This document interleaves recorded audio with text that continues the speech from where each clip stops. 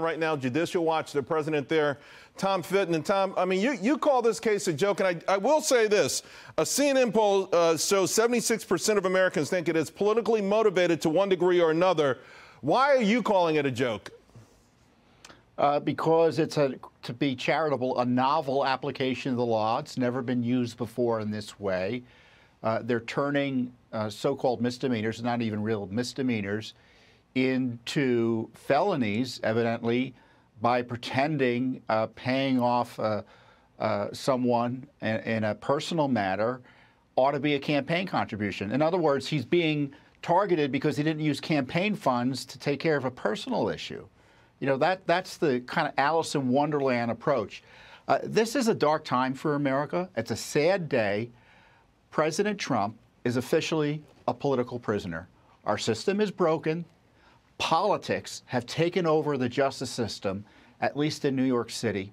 And, you know, the question is, can we extricate the rule of law or preserve it or restore it in the city? Right. And hopefully the court moves quickly to quash this abuse of power. And, you know, frankly, if I were the judge, the first thing I'd be asking the prosecutor, I want you to explain yourself. What are we doing here? What are we doing here as a country and you as a prosecutor who lets everybody and their mother off, makes it a policy to turn felonies into misdemeanors, and here you're creating felonies out of whole cloth against someone whose only crime, it seems, is to run against someone you like, Joe Biden. You know, Tom, you mentioned here in New York City, but don't you think there'd have to be some sort of tacit approval from higher-ups in the Democratic Party, even going up to the White House?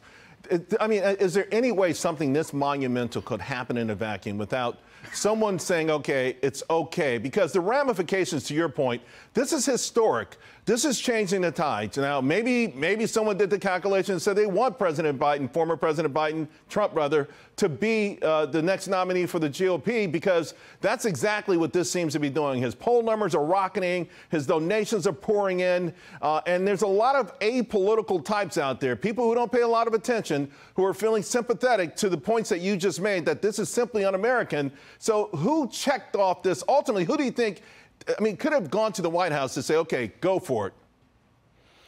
Well, you know, someone like Bragg doesn't need a signal from the White House. This case originated in the anti-Trump deep state Justice Department.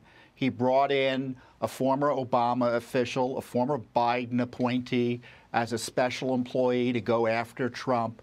You know, you got to look at this as a storm front going from Georgia through D.C. up to New York, of Democratic politicians in 3 different left-leaning jurisdictions trying to jail Trump. Again, based on novel applications of the law, right. Applying laws that haven't been applied before to any citizen, let alone a former president and the leading candidate for president, at least if the polls are to be believed. Then let me pick up on that angle, because, again, these, you know, we've already seen where a lot of George Soros-backed attorney generals have gone, you know, have gone beyond, if you will.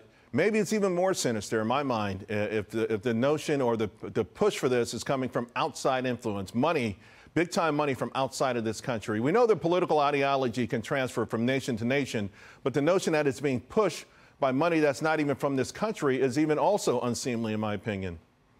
Well, you know, Soros is an American. He has a right to contribute to candidates and to advocate for attorney generals or district attorneys like Bragg. He was a key supporter of Bragg's campaign effort. He raised, or his monies benefited Bragg to an enormous extent. And but we should recognize that Soros is an extremist when it comes to law and order. Right. And Bragg himself is an extremist when it comes to law and order. So this isn't your typical liberal DA.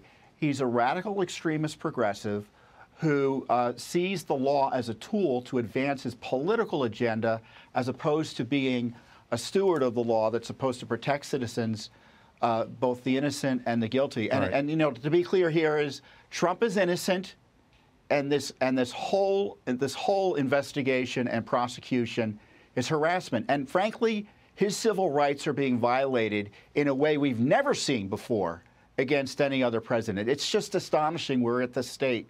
And I hope our country can move on from it or not be severely harmed because, you know, what next? What next after this? Lord help us. I mean, sometimes you feel like we have to be pushed to the precipice before we all have this general epiphany that we've gone too far. Tom, if you please can stay with us.